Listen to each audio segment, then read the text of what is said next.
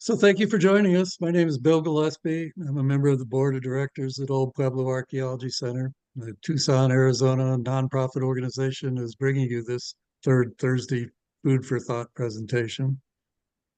And for tonight's third Thursday program, Old Pueblo is delighted to welcome our guest presenter, Mr. Charles R. Farabee, better known as Butch to everyone. Butch grew up in Tucson, graduated from Tucson High and the U of A, and after a brief time in law enforcement, went on to have a distinguished career with the National Park Service. During that career, he was assigned to 11 different parks, including the Grand Canyon, Yosemite, and served in roles ranging from trail crew to field ranger to park superintendent. I think those are generally in chronological order as well. Butch retired in 2000, but hasn't slowed down much since then. Since retiring, he's published 5 books, I believe, on various aspects of Park Service careers and on search and rescue, in which he was intimately involved during his Park Service career.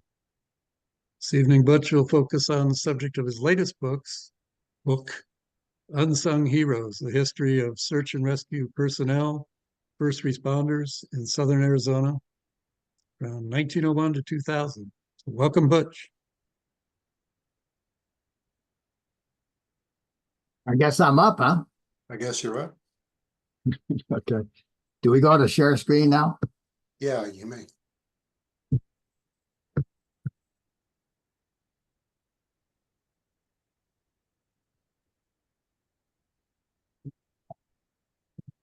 How's that look there?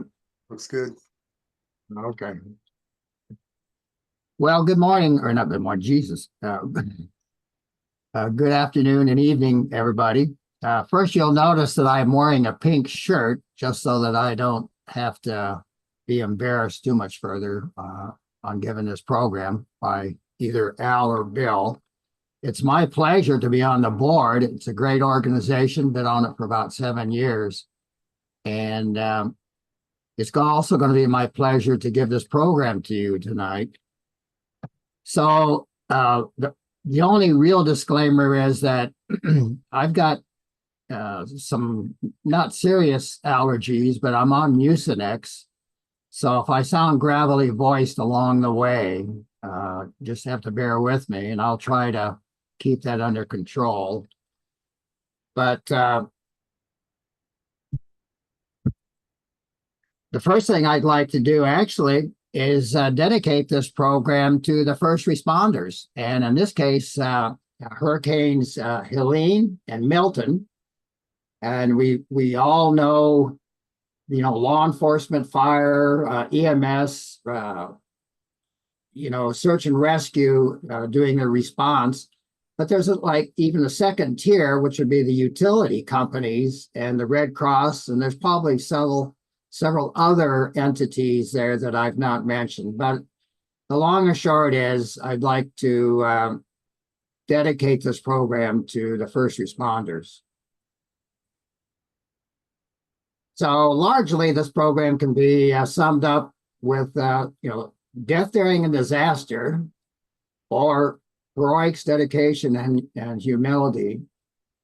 The following 8 words are the first 8 in this last book: too many to count, too many to remember. And that's spoken by a 50-year veteran of the Southern Arizona Rescue Association, or SARA, which is the local search and rescue group.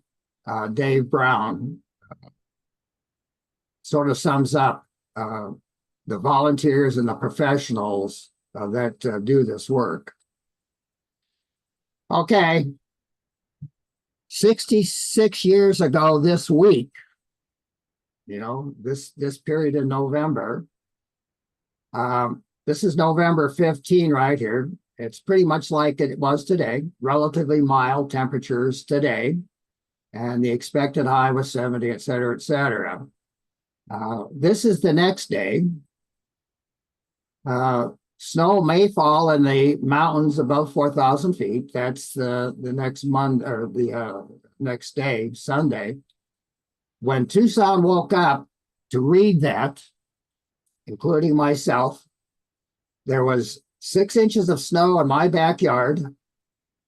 That was the second largest recorded, the greatest recorded snowfall in Tucson's history. And 3 Boy Scouts were dead by the time we all read this thing. Mount Baldy in the background, highest point in the San Rito Mountains down south of Tucson, some 25 or so miles south of Tucson. The view off the right is what they were trying to get to. 6 Boy Scouts. The oldest was going to be 16, turned 16 on that day, that Sunday, when they all tried to get to the top of Mount Baldy. Fairly difficult hike, round trip about 14 or so miles. And partway up, 3 of them turned around. 3 of the younger boys turned around, and 3 of them continued on. Now, we don't know if they got to the top or not. There was no record of such. The 3 that turned around actually lived and came down with snow in Madeira Canyon of about 2 to 3 feet. The other 3 Boy Scouts disappeared.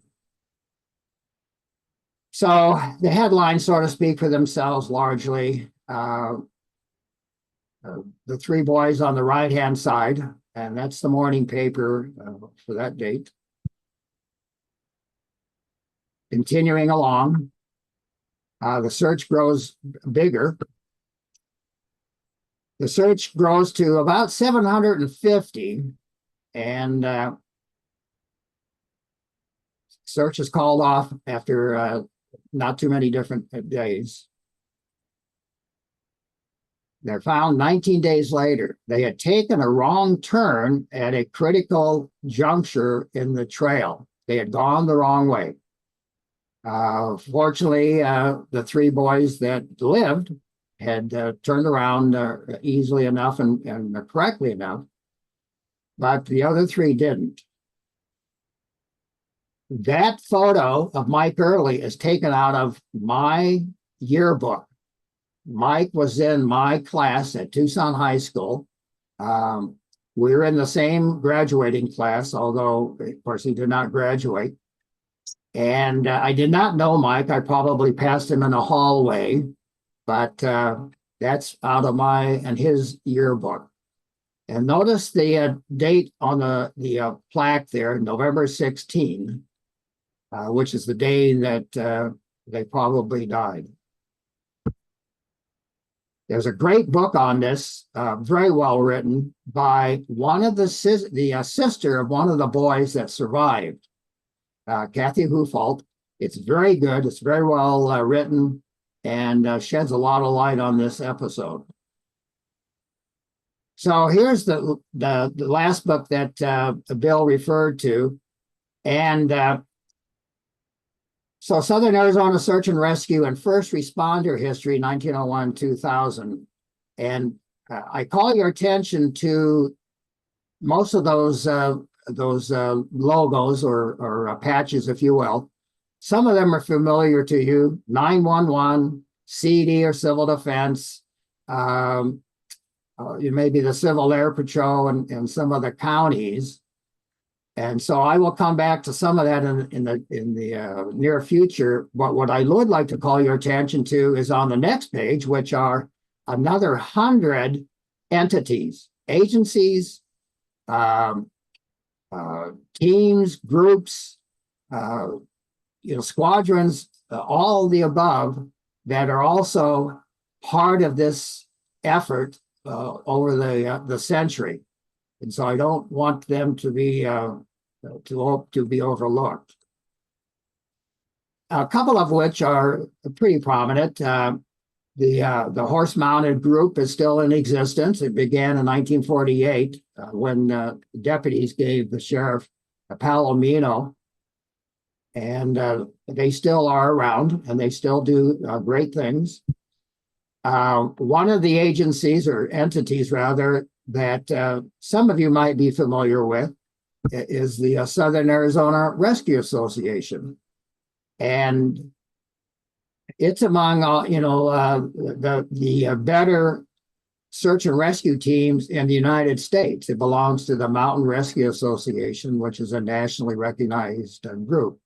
And I will come back to SARA, SARA, Southern Arizona Rescue Association, and SAR, Southern or Search and Rescue acronyms along the way as well.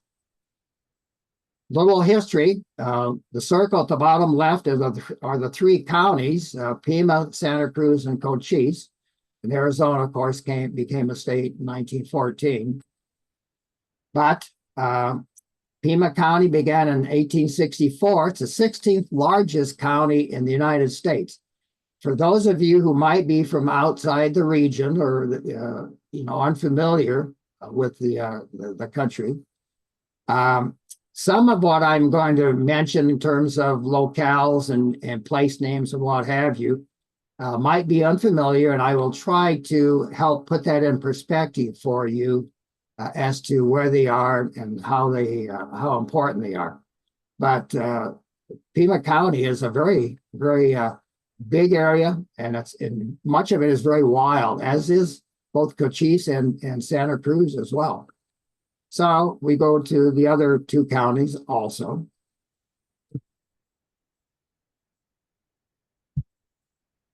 So here's the first, I used newspapers.com. I went through 3,000 about news clippings over the years from about the 1890s up into well into the 2020s, I guess, looking at incidents. And this is the first record I could find of a search and or rescue in the Tucson area. Now, again, remember way back then, people tended to take care of themselves largely. And but this is the first that I could find. And this was a government employee, a local government employee that wandered around for 4 days up on Mount Lemmon, which is the mountain range to the north of Tucson Basin. It goes to 9,300 feet, I guess. And this is before there was either a road up the front or the back side. They went up by trail. So this is how they did it back then. The fire bell was rung and given the general alarm, and everybody responded. People, telephoned or got up on their horses and galloped to the neighbor, etc. And that's how it was done back then. Neighbors help neighbors. In this case, this youngster wandered 18 miles, which I find actually fairly impressive. So, but this phone on the right-hand side is still in existence. It's actually at the Boy Scout Museum here in Tucson. And then there's a local, very attractive stream that comes out of the Santa Catalina Mountains called Sabino Canyon. Very, very, very popular because it's got water. And as you might guess, water in Arizona, Southern Arizona in particular, is of a premium. And this is the first drowning recorded. And then the second one is like almost 10 years later. Well, over the next century or so, 38 other people have drowned there as well. So this is the beginning of organized search and rescue training and organized in Arizona and Southern Arizona, and probably even the United States in some degree. Look at that figure on the right-hand side. Almost over 1,900 deaths in just that 1 year alone, and 560-some thousand miners. So here are a couple of figures that you might find impressive. And that doesn't count all the miners that are hurt and maimed. Now the miners, the number, the 560-some thousand, are mostly hard rock miners, largely coal miners back east in Appalachia. But here's some figures just for a little perspective. That is a game changer. When the U.S. Bureau of Mines was created, that became a game changer for miners. It didn't take too long to actually start showing results. Today, at least in 2020, only 5 have died. So I think that's a pretty good track record. And in 1906 in Bisbee, the American Red Cross started teaching first aid. They actually taught it in the YMCA in Bisbee. It's the first teaching of first aid, at least organized first aid, in the state of Arizona.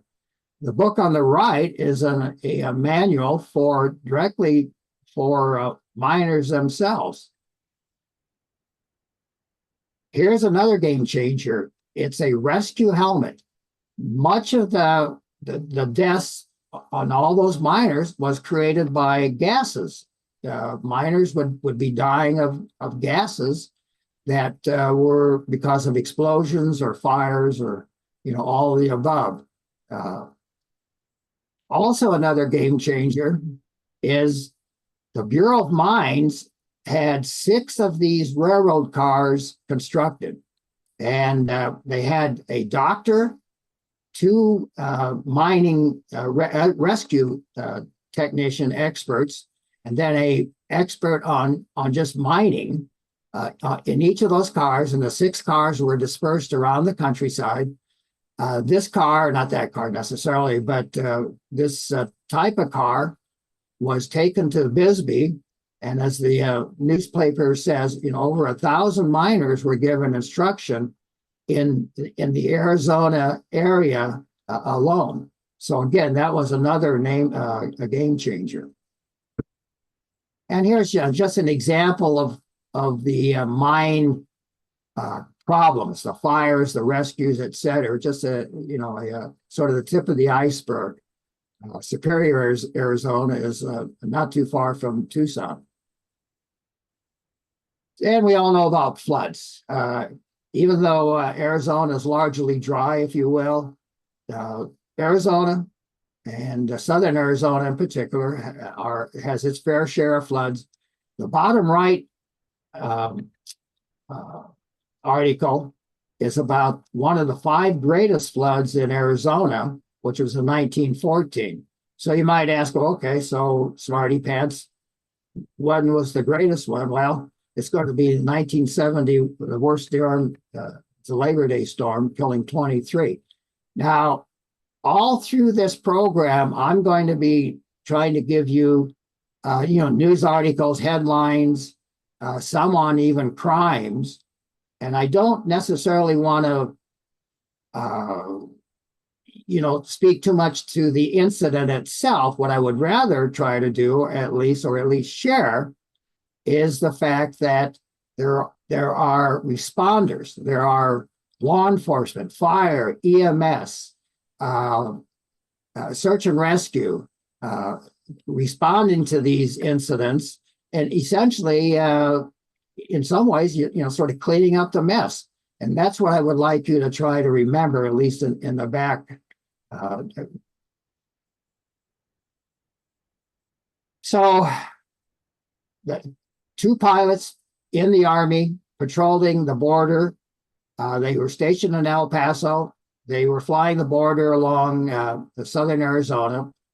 They had just landed in Douglas, which is on the border southeast of Tucson, refueled, and they took off. And within a few minutes, they hit a mountain right outside of Douglas. One of the pilot was killed, and the other, the observer, was injured, but wasn't all that hurt anyway. But he came out. But that's the first plane wreck in Arizona. So, sort of fast forward, Deputy Cliff Nelson, Pima County, Deputy Cliff Nelson, and Pima County, Tucson's and Pima County. A mother has called the sheriff's office concerned about her son, who did not return from his hunting trip. He's a 17-year-old boy. he was up near Oracle, which is roughly 20 some miles north of Tucson. And so Deputy Nelson, along with three others in a volunteer plane, they go up and they search and they end up crashing and all four die.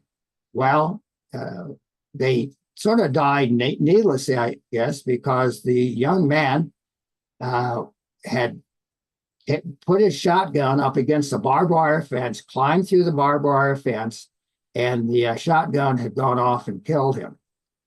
Nowhere, whether it's the sheriff's office or the historical society, nobody has a photo of Deputy Nelson. So, I have the next best thing, which is his tombstone, which is an evergreen cemetery. Then there's the pilot on the right-hand side. So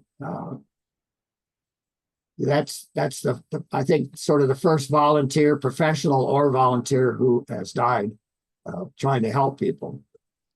It won't be the last, which is here. So 1948, this sheriff's deputy, John Anderson, up in Sabino Canyon, which is nearby, it's just north of Tucson. A 17-year-old boy has scrambled up onto the cliff and got himself trapped. So there's a team that goes up to try to help him.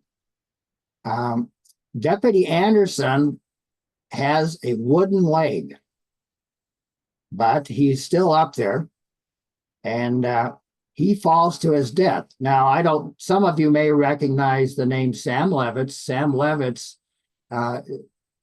was a very prolific photographer for the newspaper during that period of time. But he also he and his family went on to become the warehouse people. So, and that photo that he took, the one on the left, he photographed Deputy Nelson falling all the way, falling all the way down 500 feet or so. And that photo is seen all over the country. And in today's technology, I guess it would be something that would go viral. So this is Tucson's first principal kidnapping. It's 2 years after the Lindbergh kidnapping. And, this says 300 hunt. And most of those 300 are just volunteers. They're civic groups and others that are out, neighbors are out doing things. Now, they don't know where this young girl is. They know that she has been kidnapped, but they are still hunting, everywhere they can think of. So it's what brings Tucson sort of into the 21st century or 20th, whatever. It sort of brings life home. But she's found 19 days later, buried alive in the grave. Now, there are some questions, and there were some questions at the time concerning this. There's probably some backstory that is certainly not known to me, at least. But she goes on to live a very fruitful life, got married and has children, and died just 10 years ago. So here's one that's pretty painful. So it's 40 years old, but it's still painful to the region. It's painful to those who worked on this, which a lot of the current members of the volunteer and the law enforcement community actually did. So this is the headlines of that search. I have the headline for when she was found 8 months later. I did not have the get choked up on this one. I did not have the emotional strength to put it in here, but she was found 8 months later. And as I say, it was very, very painful to us in our community.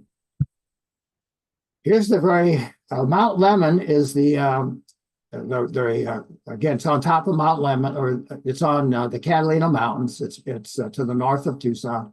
It's a very popular area, and this is the first vehicle to crash. The road wasn't totally paved yet, some dirt. There weren't many guardrails up there. It was just still under construction, basically. So that's in August. 2 weeks later, we get 30,000 people visiting the Catalinas that year, or that weekend. So that bus, Golden Eagle lines, today you can go from Tucson directly to Wilcox on Highway 10 or Freeway 10. It's paved, 3 or 4 lanes each way. It's great. But in this time, in the 1940s, in this case, it's, I guess, 1935, you had to go from Lordsburg, which is in New Mexico, and then you would go to Douglas, to Bisbee, to Tombstone, and then back up to what would join as at would now be Highway 10 at Dragoon Underpass or Overpass. A flash flood hit that bus. It tipped it upside down. There were like 35 passengers and the driver. 5 of them end up drowning, dying. The bus laid there for between 4 and 5 hours, and this is after dark. And it wasn't until a train passed overhead that some passenger in the train just happened to notice this bus laying on its side below. And of course, they called attention to it. And the town of Wilcox, about 300 people at that point, most of them responded. I mean, they all went out in mass and tried to resolve the situation the best they could. That car is the 5th car to get to that spot. The first 4 went over. This is the single greatest traffic accident in Pima County, except for maybe some within the last several years. The first 4 went over, and for those of you who know Tucson, it's at the Pino Parkway and Ajo Way. But what is interesting about this is, the last person to be found wasn't for quite a few months. There's quite a search, day in and day out, people riding horses, some, airplane time, etc. People walking along the banks, trying to find. So, Greyhound versus 67 truck with 67 steers on board. So, and again, this is an all hands on deck incident where everybody, and including the priests, respond to this incident. And as you might imagine, you got a double decker with upwards of 50 people on board with 67 steers, all of which either had died or had to be put to sleep. So,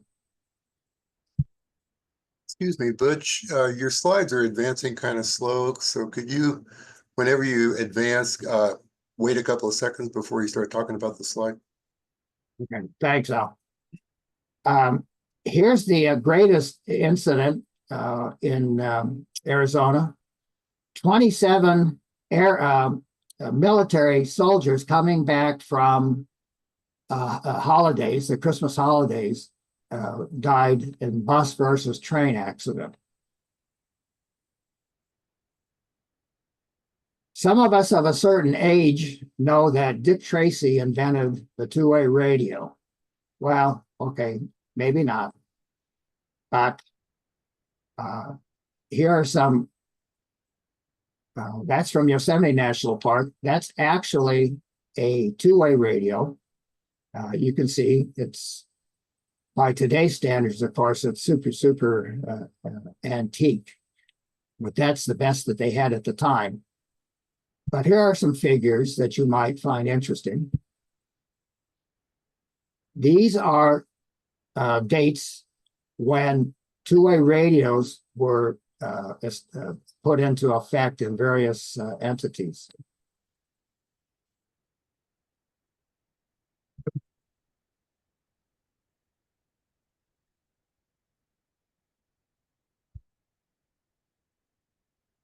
Now, the 1941, the two, that's all the sheriff's cars there was just two.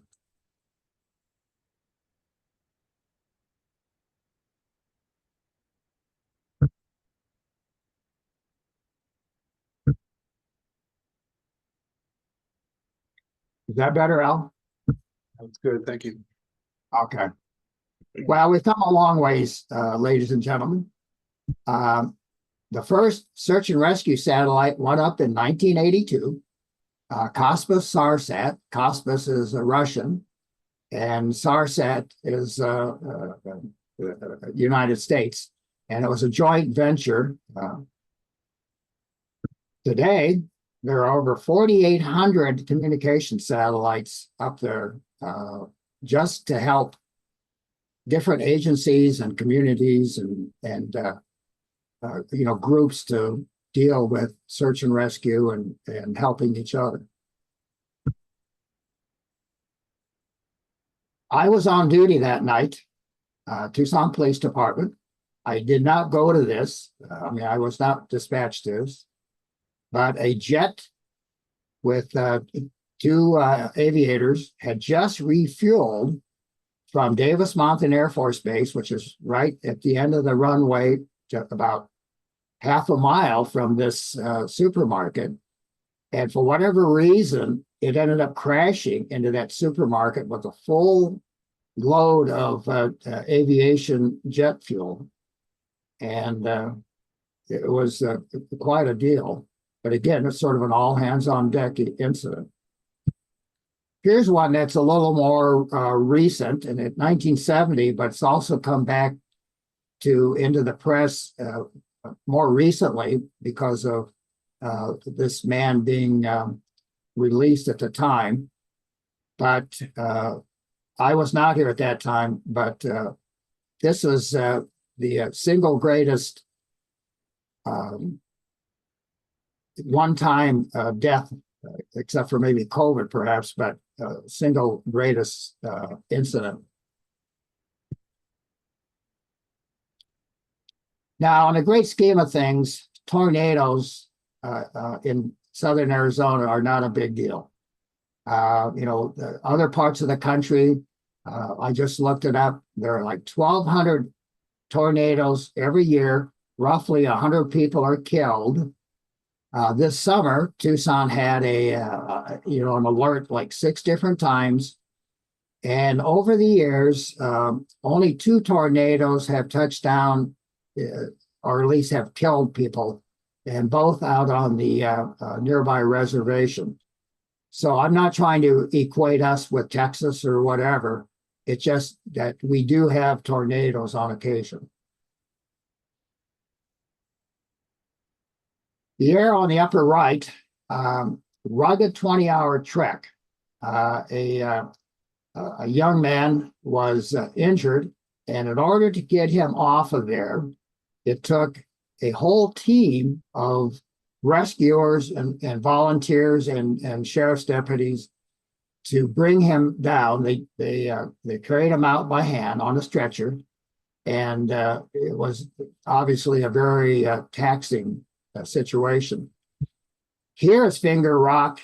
In reality, it's 100 foot high roughly, and in this case, a young man had died right at the base of that rock, and Deputy, I guess it's Ligon, Deputy Ligon, and this is out of the newspaper, Racing Darkness, lowered while in the stretcher. Now he is standing up in the stretcher that's being lowered out of a helicopter, so holding on to the cable, as he's being lowered onto this small ledge. And here's the kind of helicopter that was being used. 1961. I'm sorry, Al, I keep getting ahead of myself a little bit, but I'll try to slow down just a teeny bit. This helicopter was the first sets of two, actually, that were hoist equipped. They were there to safeguard the B-47s, the B-52s, the SAC bombers that were stationed at that point in Tucson, but they were also used for search and rescue. So this is kind of an interesting little tidbit. The stretcher bearers are hiking for 18 miles, and it took several days to accomplish this.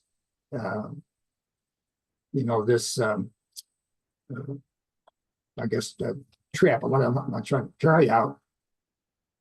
So Upper Sabino Canyon, which is is in just north of Tucson. It's the where there's a stream that comes down. So much so that that's the largest natural pool, pond, if you will, in the mountains around Tucson. And in this case, a group of boys went up, and somehow they got hold of some hallucinogens, maybe sacred datura, and they all went to bed that night. When they woke up, one of the boys was on the bottom of that pool, and of course he had drowned. I like this place so much, and I've been up there so many times, camping with the Boy Scouts, and I have such fond memories that, at least in part, I would like to have some of my remains spread up here. That's how important it is to me. So some of you will get probably a kick out of this one anyway. A 500-foot rappel, a 200-foot rope. The sheriff's deputy and his team goes up, the circle on the right-hand side. And of course, the instructor, I guess by name only perhaps, has to be there, sitting in that rope for probably several hours before they get to him. This is the first volunteer search and rescue group in southern Arizona. It's the Air Patrol.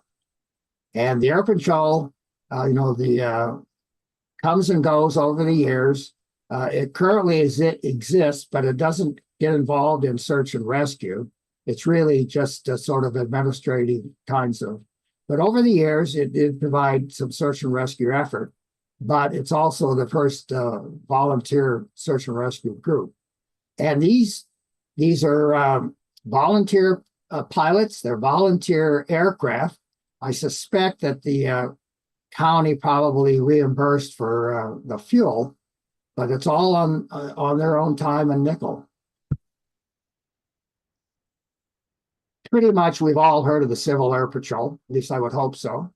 1 week before Pearl Harbor, the Civil Air Patrol is formed. It's formed because we know, collectively, we know that we're going to go to war. We just don't know when. And over the years, well, this is what currently exists for the squadron here locally.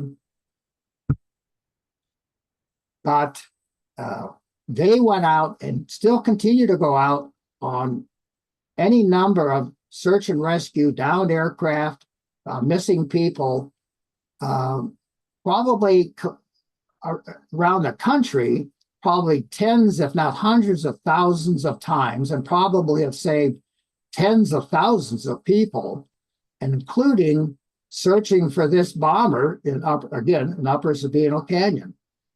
Now, the reason I singled this out among all the incidents that I have about planes crashing, and we'll come back to that in a moment, is the fact that those stories was in the paper only one day because of all the other incidents and articles and horror stories that were taking place around the world with World War II.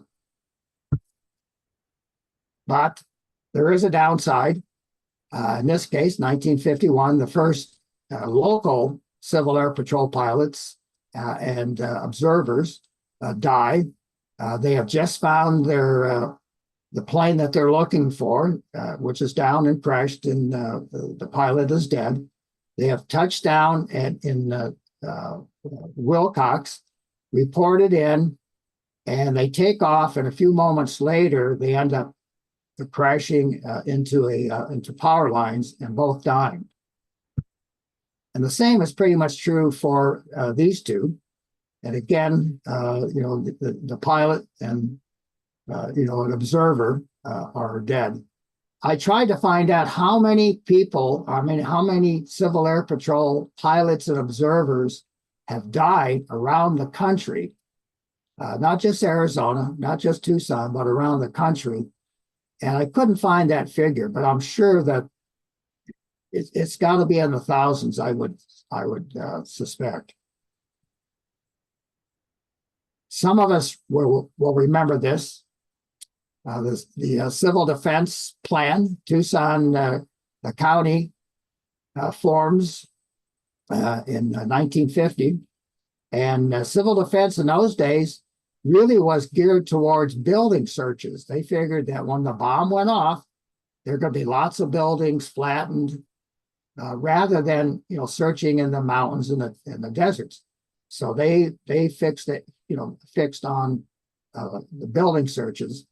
And over time, SARA, Southern Arizona Rescue Association, evolves from civil defense. They both remain separate entities, but the SARA pretty much comes from civil defense. But also, some of you may also remember duck and cover. I was in the 4th grade in Tucson. I clearly remember this. It was like fire drills. And sadly today, of course, our children and grandchildren have to experience active shooter drills. Gee, many Christmas. And of course, the ham operators, the two-way radio people, very important, do lots of good things. And in this case, this is in Tucson.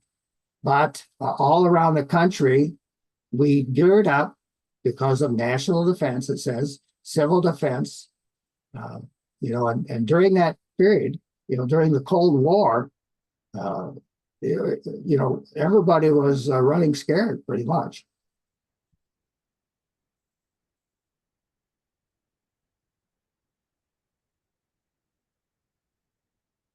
The first mountain desert rescue patrol is organized, 1948.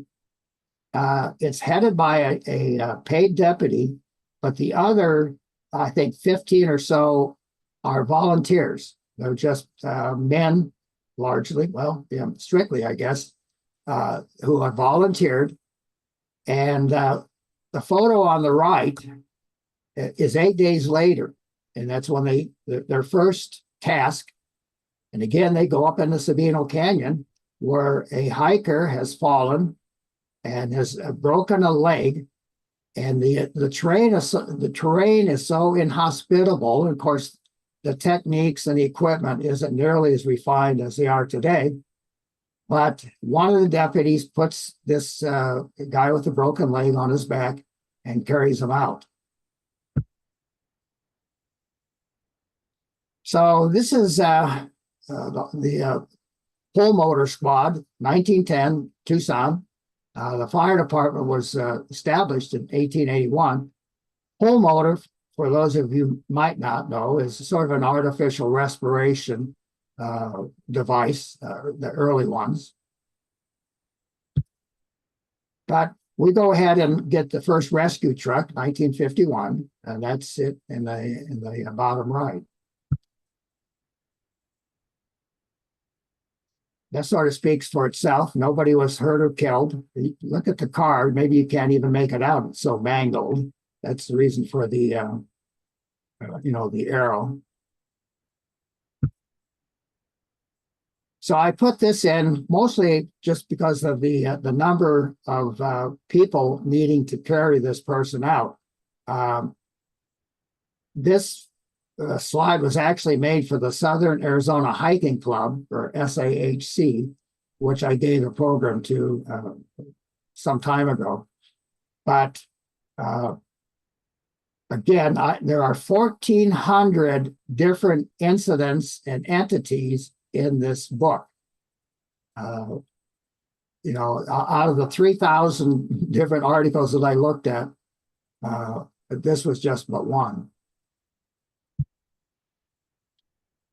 So in my time, it was throw and go, which meant that when we, meaning a police department, sheriff's department, etc., would be dispatched to an accident that had injuries, generally we would try to do some minor patching, but we just didn't have the expertise, we didn't have the equipment, and we had to rely on the mortuary.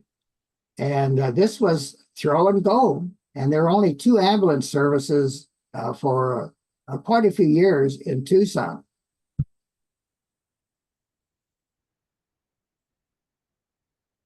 Now, I can make a case. I'm pretty sure that this very popular TV show, Emergency, I can make a case for it having saved a great many, if not countless lives in the United States because of the TV show.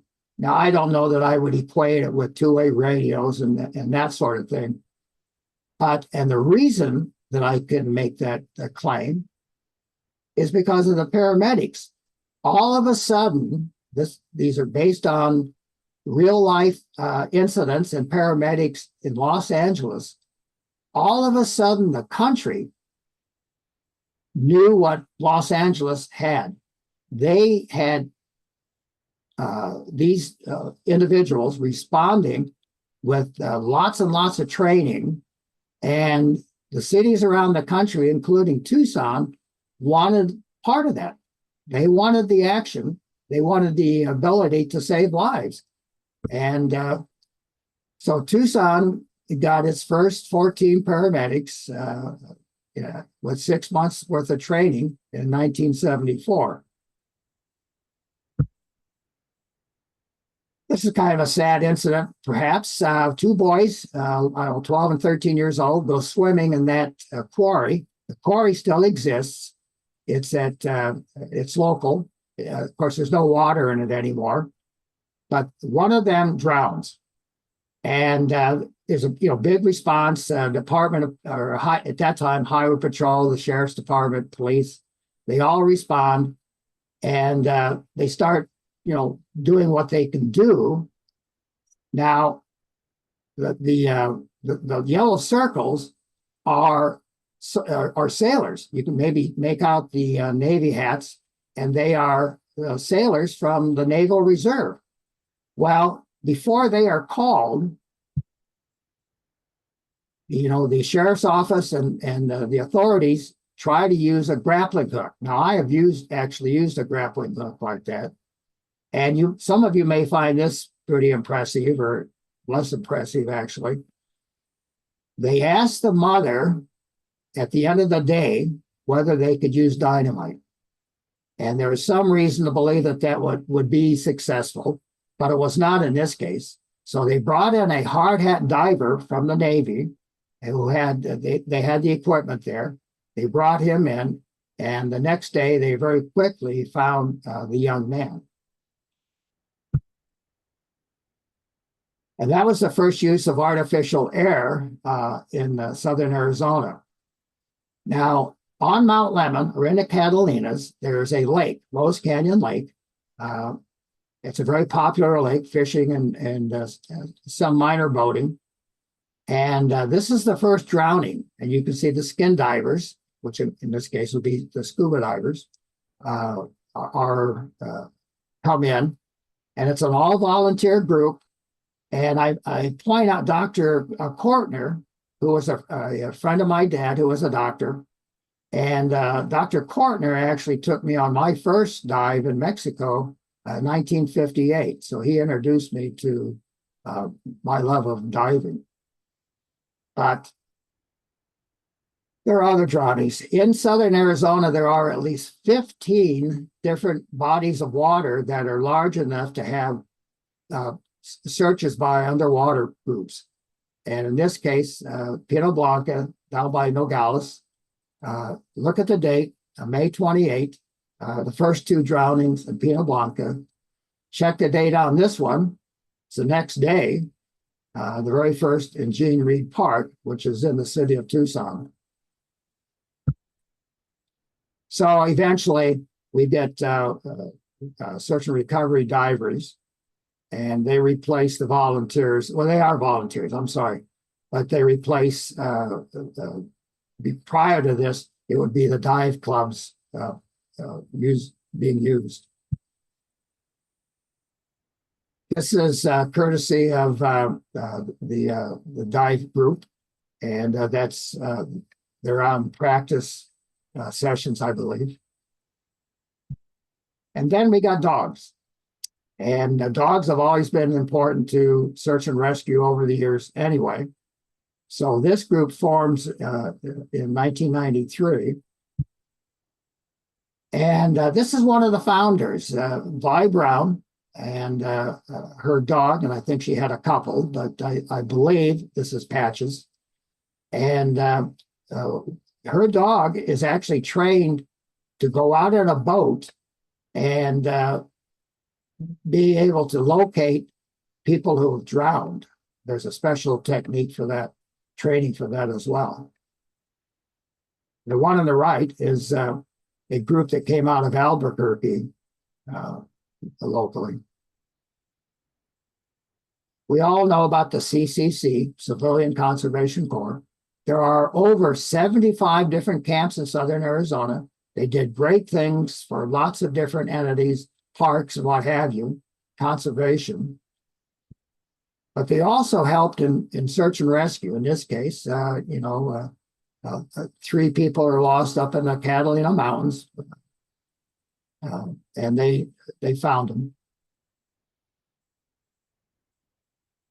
Kind of a tragic story.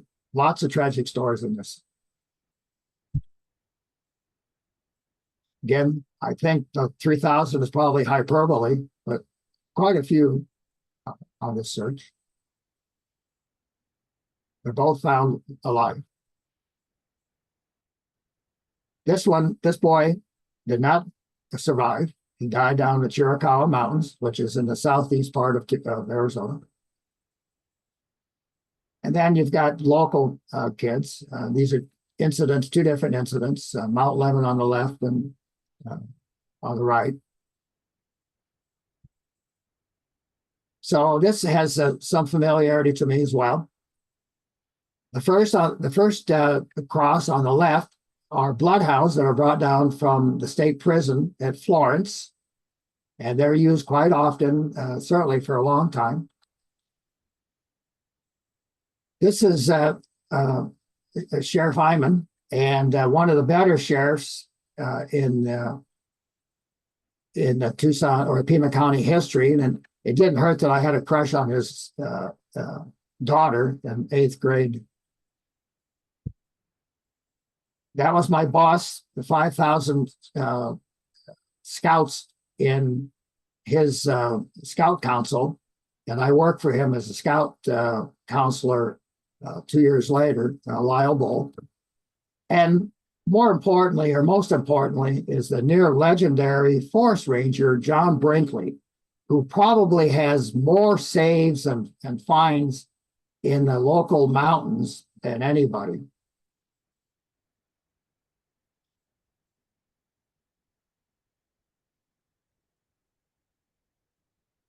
This is sort of impressive to me. But they don't all survive, of course. Randy Perskill, this photo on the right is taken 4 years later. They kind of figure largely that he was abducted before they ever knew he was gone. It's on the backside of the Catalina Mountains, on the backside of Mount Lemmon. This woman is still missing down in Organ Pipe, and I think they also believe that she was actually abducted and not necessarily lost. We don't know about Park Ranger Paul Fugate from Chiricahua National Monument, and Chiricahua is again in the southeast part of the state. And then, so that us seniors don't feel left out, this is a lady that disappeared down outside of Tombstone. So 6 passengers, one whole family, get stuck in sand outside of Phoenix. They're going towards Bartlett Lake. And the father goes for help. The other 5, including a grandmother, a mother, and then 3 children, think that they're going to then hike to Bartlett Lake. They think they know where it is.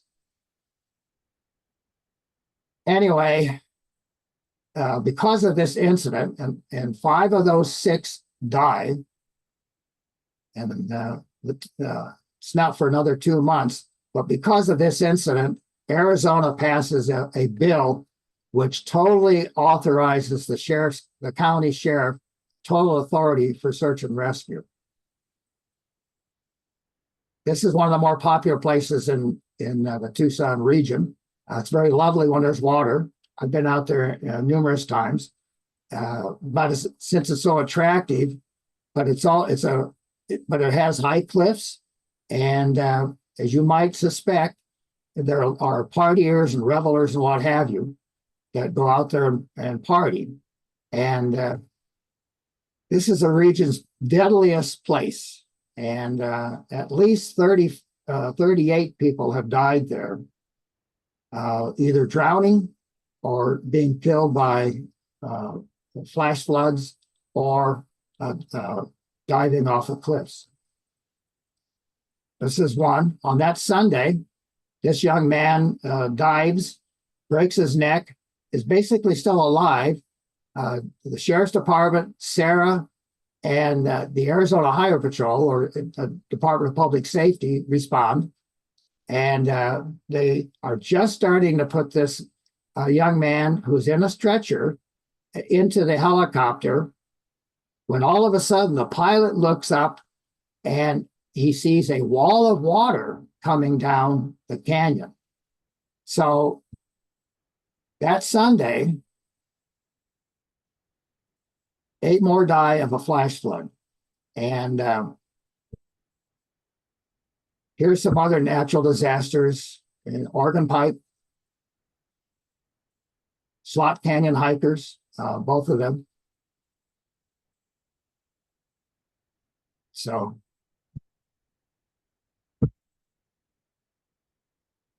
and then, DPS, Department of Public Safety, Air Rescue, which I can't say enough nice things about. They are incredible. That's the second deadliest place in the state. It's in the Huachuca Mountains. It's very attractive. In this case, 8-year-old girls. The 8-year-old starts sliding. The 14-year-old goes to help her.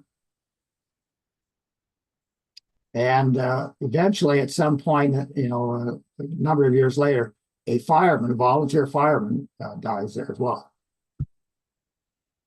911, we've all used 911, or we certainly all know about it. I've used it several times, and we can all thank this congressman from Indiana. One, it's easy to remember, and it wasn't a prefix.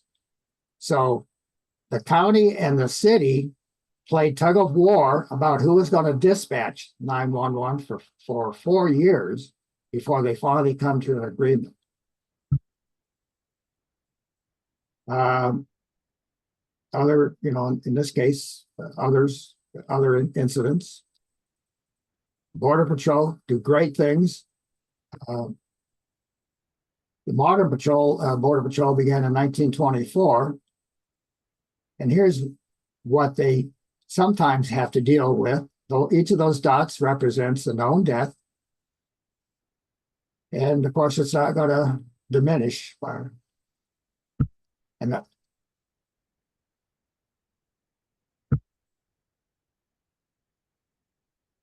the Border Patrol has its own search and rescue team. They do pretty much nothing but search and rescue. They're well trained. Some of them are full paramedics, and so they respond to not only incidents involving the border, but others. So this is the first civilian helicopter in the country. This is the first civilian helicopter pilot in the country, or at least one of the first two. And they're both stationed or based in Tucson. And as a PR thing, the governor of Arizona is flown a mile and a half in that little helicopter. I'm not so sure you could find any of our more recent governors wanting to do that. Davis Mountain is a local Air Force base. It's named after two flyers from there. Here's a Jeopardy question for you. First municipal airport.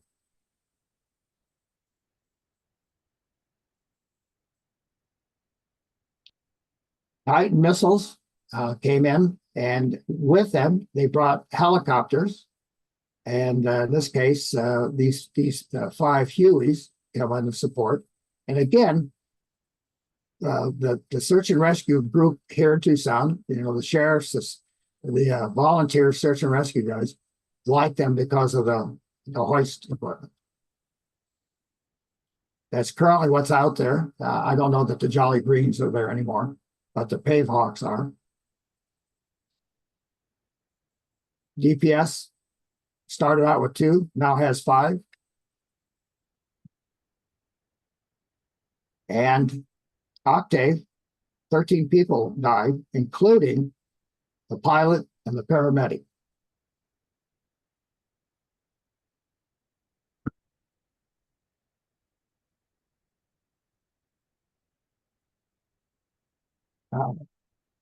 So every day, people cross this bridge. It's in Tucson.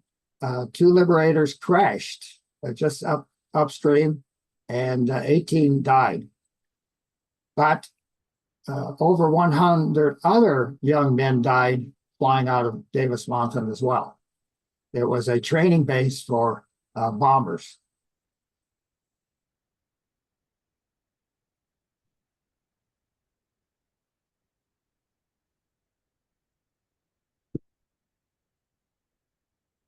We have lots of flash floods, and every day in the summer and in the monsoon season, there's always the announcements on TV about, turn around, don't drown.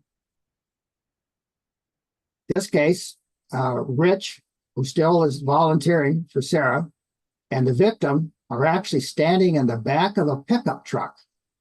I mean, that's how bad that water and how quick it came up. They both survived.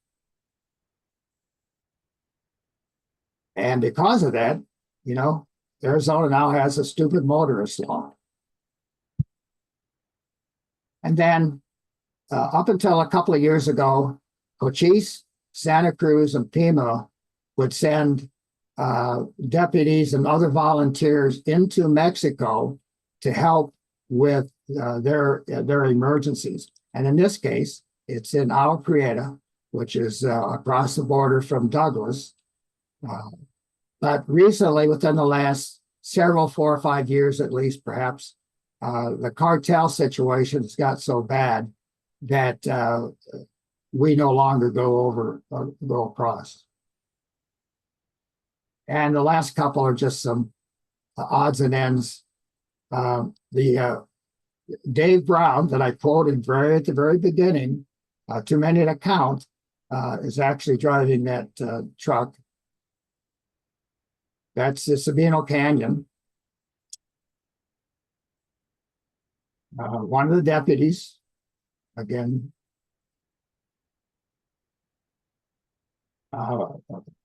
Michael Raymond, who may even be on this broadcast, was lowered down into a hole that's 4 feet wide. That was a construction out at International Airport.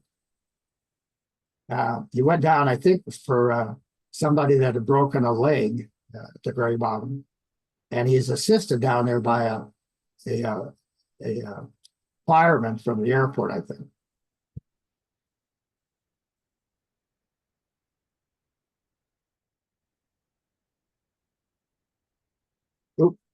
So the last couple, urban search and rescue around the country. It began in 1989, and I actually, I guess when I was in Washington, D.C., I represented the Department of the Interior, the Secretary of the Interior, signing this into law, basically. But there are 29 task force around the country that among others, that's who goes to these big hurricanes and what have you. The closest, I think, is in Phoenix, and all of these are well trained, but they also have day jobs. They don't just sit around waiting for the big one to happen.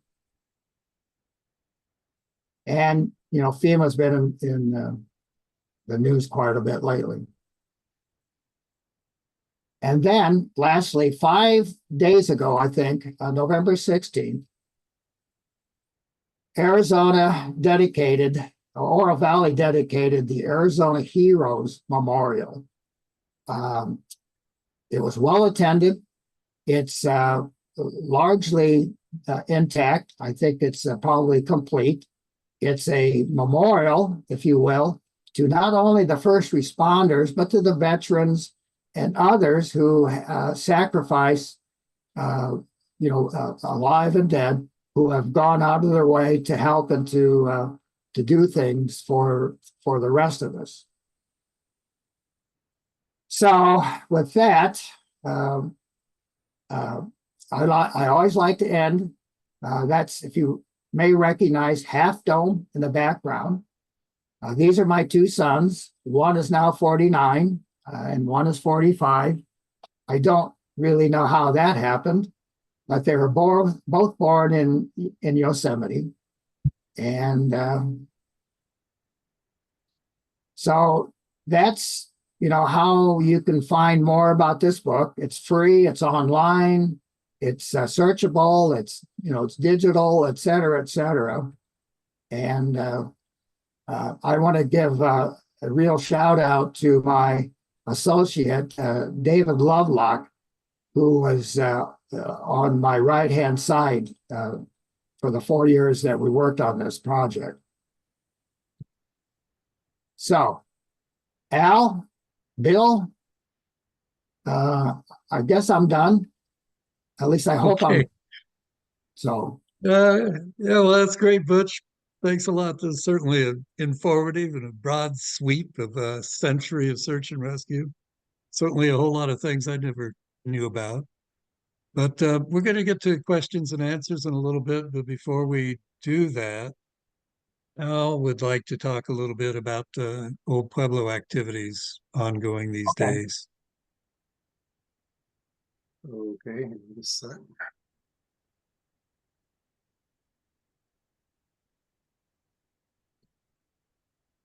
Yeah, I'd like to just tell everybody, we have a lot of new people here tonight, which is wonderful. So I really appreciate you signing in with us here. Old Pueblo Archaeology Center is a nonprofit organization set up to do education and research programs in archaeology, cultures, and history. Tonight we focused on history more so than we usually do. Our mission here is to educate children and adults about archaeology and other cultures, to foster preservation of archaeological and historical sites, and to develop a lifelong concern for the importance of non-renewable resources and traditional cultures. Some ways that we accomplish our mission: we do a lot of educational tours, mostly to archaeological and historical sites. So these are just a few of the ones that we have coming up. We have tours scheduled both on December 7th and January 4th to Cerro Prieto, which is out near Red Rock, Arizona, northwest of Tucson. This is one of the few trinchera sites in southern Arizona that is somewhat accessible. It's part of Ironwood Forest National Monument. And unfortunately, that tour is filled. Both of those tours are filled, but we do have waiting lists for them. And the waiting lists right now are pretty short. So if you want to get on the waiting list for either of those tours, you might want to email Old Pueblo here at info@oldpueblo.org. December 22nd, I'll be leading a winter solstice tour to the Picture Rocks archaeological site, the petroglyph site that you see here on the upper right, and to the Los Morteros Hohokam Village site. That's a morning tour, lasts usually about 3.5 to 4 hours. In January, we're offering a tour to some very ancient to relatively recent historic sites in the San Pedro River Valley. Dr. Vance Holliday, who's professor emeritus at the University of Arizona in the School of Anthropology, will be leading us to the Murray Springs Clovis culture site. It's a Paleo-Indian site. And then we also have Merle Kilpatrick, who is a docent with the Friends of the San Pedro River, who'll be leading us to a couple of the other historical sites down there, one of which includes some petroglyphs. And then in February, this is a historical site tour. Some of the historical Yaqui Indian communities, also known as Yoemi Indian communities in the Tucson and Marana areas. And that's going to be led by Felipe Molina, who is a Yoemi historian. So if you want to get in on any of these, please send us an email or you can call us there at the number. We also offer classes and workshops in archaeology, history, and culture. I wish I would do this now. We have arrowhead making and flint knapping workshops periodically throughout the year. Sam Greenleaf is our really expert flint knapper. And in January, I will be offering a class on archaeology of the Southwest online. It's a 14-week class, 2 hours per session. And you can find out about these by looking on our website here, oldpueblo.org. We have both of the, well, we have the Archaeology of the Southwest posted right now. I expect our next flint knapping class will probably be in January or February. We just came off of one earlier this month. We do have a lot of stuff online now. The third Thursday programs that we're doing, like tonight. We also offer an electronic bulletin called Old Pueblo Archaeology. And we have a new issue coming up. We've kind of been behind schedule on this, but I'm hoping to get this one out in December that will have 3 major articles in it. And we do some emailing announcements of upcoming activities in the Southwest related to archaeology, history, and cultures. And these are activities that we put together from a number of different organizations throughout the Southwest. So it's not just Old Pueblo Archaeology Center. So if you're not already on our emailing list, you're welcome to join our emailing list by just going to our website, the main page, and you can subscribe on our homepage there. Or you can send us an email and we will add you to the emailing list. We send out these activities announcements twice a month. Our next third Thursday Food for Thought program will be archaeologist Dr. Denny Seymour. She's the one who recently discovered the only known Coronado period Spanish village site in southern Arizona. She discovered that a couple of years ago down close to Nogales, Arizona. But she recently has also discovered the site of Chichilticalli, which historians and archaeologists have looked for probably nearly 100 years now. She just recently found this site in the San Pedro Valley in southern Arizona. So this will be, I believe, her first public presentation about this. So that's going to be on Thursday, December 19th at 7 p.m. Mountain Standard Time. We do a lot of children's education programs. We have a simulated archaeological dig set up at our facility in Tucson, which is on a Tucson Unified School District property. And we bring whole classrooms of kids in to teach them the archaeological methods and to learn about the scientific method. So most of our revenues go towards our children's education program. So we're always looking for funding for that. We would really appreciate donations. We also have a membership program that you can participate in to support Old Pueblo Archaeology Center. And again, you can find out about this by sending us an email or going to our website at oldpueblo.org. So I'd like to end up by kind of passing the hat virtually tonight for seeking donations. We're always looking for donations, and we really appreciate your help in doing that. And there's various ways you can do online or send us a check. We take cash if you want to bring that too. I put these website information in the chat, shortly after the Zoom program started tonight. So if you look in the early part of the chat, you can find all these links to find out about our programs here. So with that, I would like to sign off here, and we'll go into the Q&A and comments. Bill? Bill, you're muted. You're muted. Bill, you're muted. Yeah, right. Exactly. I was just trying to get everybody to practice lip reading there for a while. Anyway, we don't have a whole lot of questions, but one of them is a pretty easy one.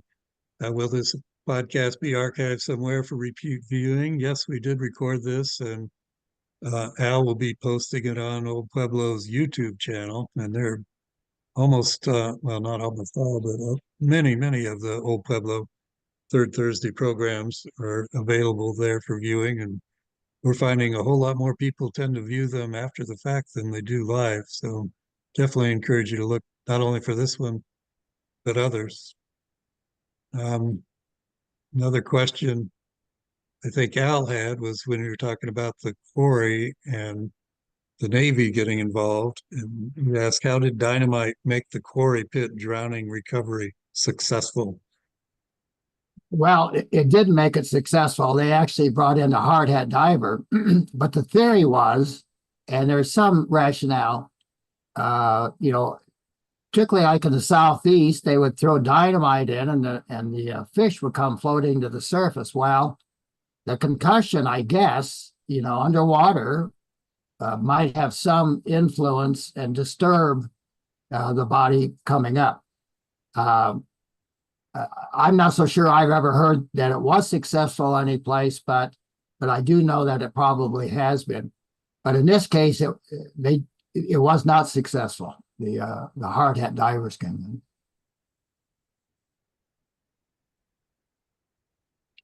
in. Okay, we got a few other comments and questions. Harry's very pleased that you helped him remember about alpine light packs that the Park Service rangers were carrying back in the day. And he also has another comment about something that totally eludes me. Johnny Gage character inspired by the famous James O. Page, longtime editor and contributor of Jim's magazine. Harry is an emergency room physician. He's sort of an insider.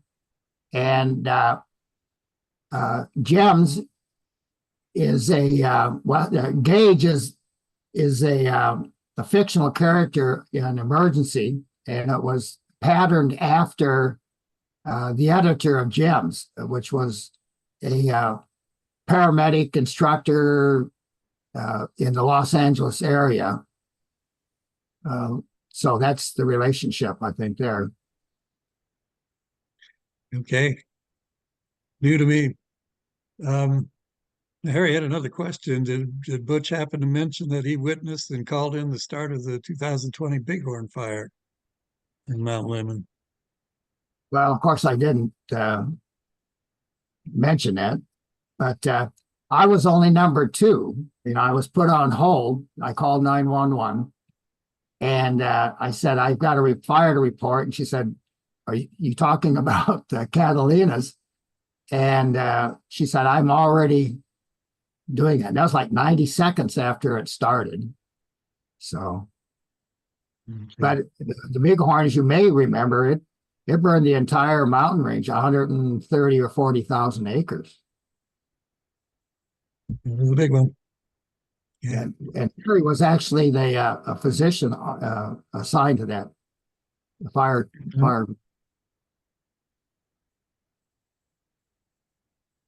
Okay, well, that's great. You got a number of other congratulations. I certainly feel that, I really, it's what strikes me is you're given this whole legacy here, and throughout the whole history, it's almost predominantly, almost all volunteers, and has been and continues to be. You have a detective or a officer here or there, or sheriff's department or agency things, but for the most part, it's a volunteer effort.